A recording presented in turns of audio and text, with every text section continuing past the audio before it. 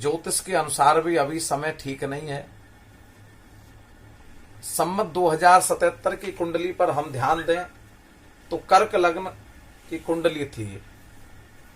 कर्क लग्न के समय संवत 2077 का आगमन हुआ 24 मार्च 2020 मंगलवार को,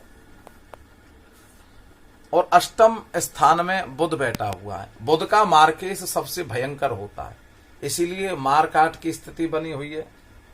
गुरु के साथ केतु छठवें भाग में बैठे हुए हैं, जो रोग के दायक प्रतीत होते हैं।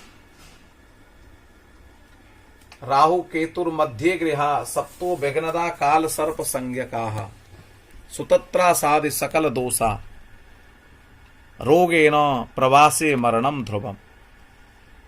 ये सूत्र स्पष्ट है। राहु केतु के मध्य में जब समस्त ग्रह आ जाते हैं तो इसे काल सर्प योग कहते हैं।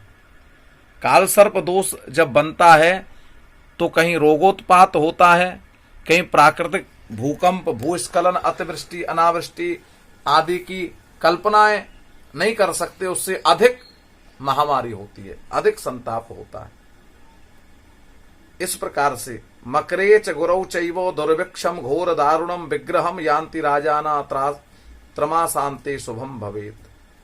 मकर में गुरु का प्रवेश, दुर्भिक्ष अभी तक जो स्थिति है इससे भी भयंकर हो सकती है। भोजन के लाले पड़ सकते हैं जिसकी कल्पना भी नहीं की होगी। और आगे अगर हम ध्यान दें, गुरु शनि एक राशि में चलते वक्राचार कष्ट प्रजाति पावती मचती हाहाकार। गुरु और शनि एक ही राशि में अगर वक्री हो जाएं, वो भी स्थिति गोचर में आ रही है। अगस्त में गुरु और शुक्र समसप्तक योग बना रहे हैं, इसलिए झगड़े भी हो सकते हैं, विशेष स्थिति खराब हो सकती है। और आप अगर जाने तो 30 जून 2020 से झगड़े भी बढ़ने की संभावना, राजनीतिक प्रतिद्वंद भी बढ़ सकते हैं, एक युद्ध भी तैयार हो सकता है, युद्ध की भूमिका भी तैयार हो सकती है।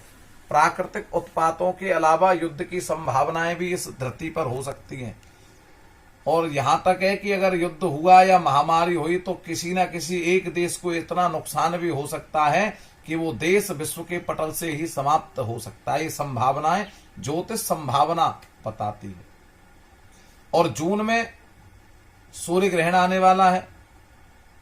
पूर्व में भी जब एक मास में 2 ग्रहण आए, 1 मास 2 गहना राजा मरे के सेनाएं, पूर्व हमारे ज्योतिषियों ने कहावतें कही हैं, वो सत्य हैं। और उसका प्रमाण ये है कि महाभारत में वर्णन आता है, जब महाभारत का युद्ध हुआ उस युद्ध से पूर्व 1 महीने में सूर्य ग्रहण और चंद्र ग्रहण दोनों पड़े थे।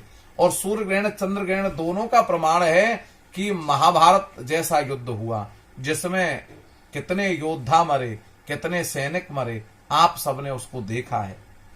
इसीलिए वो भयंकर समय आ रहा है। देव गुरु के सामने जब चलते शुक्राचार, धर्म विरोधी मर मिटे करते पापाचार। ये सूत्र हमारे ज्योतिष विदों ने लिखे हैं, वो कोई मिथ्या नहीं है, वो उसको आप देख रहे हैं। इसीलिए अंतरिक्ष के ग्रहों की गणना भी इस समय ठीक नहीं है। महामारी के इस दौर में संभावनाएं और प्रबल होने की हैं।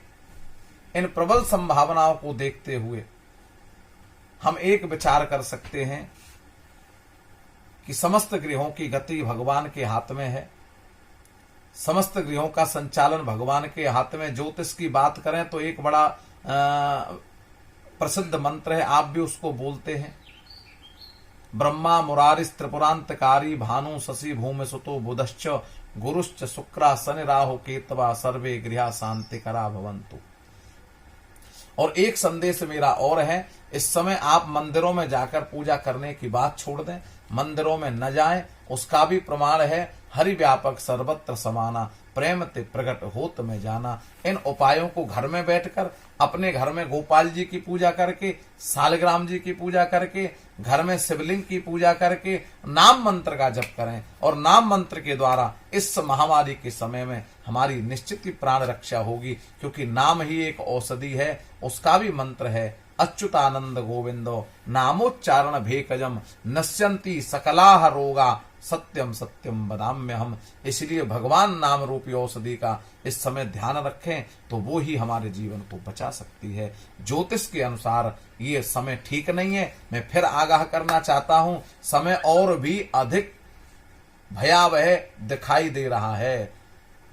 भयावह समय की कल्पना हम कर नहीं सकते। चक्रवात, भूकंप, महामारी, युद्ध, भुखमरी के कगार पर भी हमारा संसार आ सकता है। हमारी ज्योतिष ये भी कह रही है। इसलिए हम उस आपदा से बचने के लिए इतना भगवान का नाम करें कि समय से पहले भगवान एक और अवतार लेकर के इस संकट से हमारी रक्षा करें।